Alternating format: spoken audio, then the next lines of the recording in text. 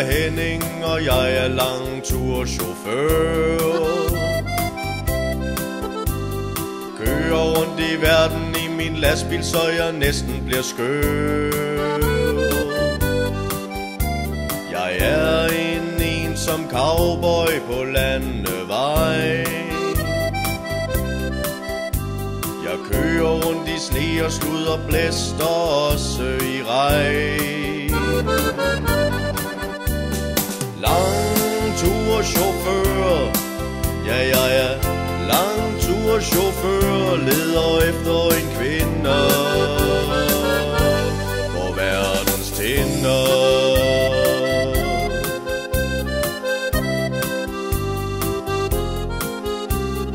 Her forleden dag skulle jeg et smuttur til Sankt Petersborg.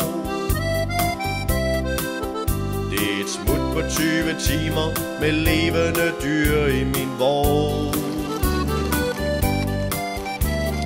Jeg kom sikkert frem, og jeg skulle sove på byens hotel.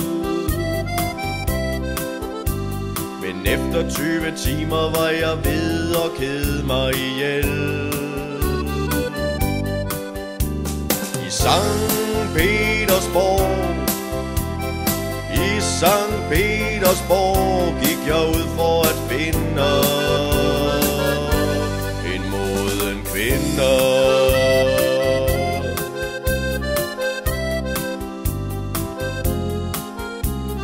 Gaden den var fyldt, og der var varer i massevis.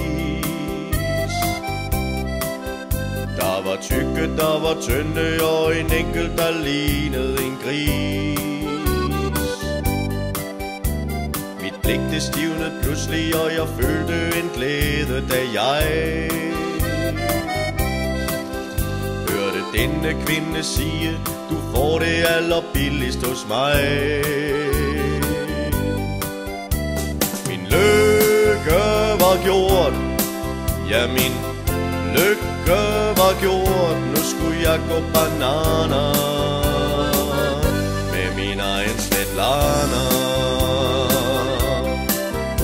Svetlana tændte ild, Svetlana gjorde mig vild. Svetlana fik mig til at føle mig som en rigtig mand.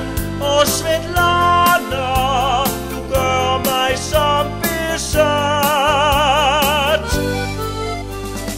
Dagen efter sagde hende Svetlana slet ikke et ord.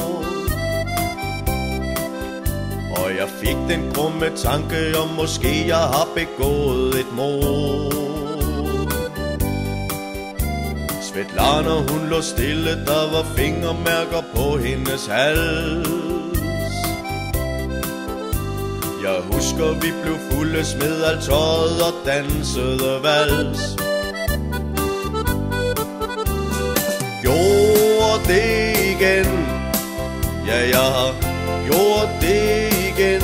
Mon jeg nogensinde skal finde den rette kvinde.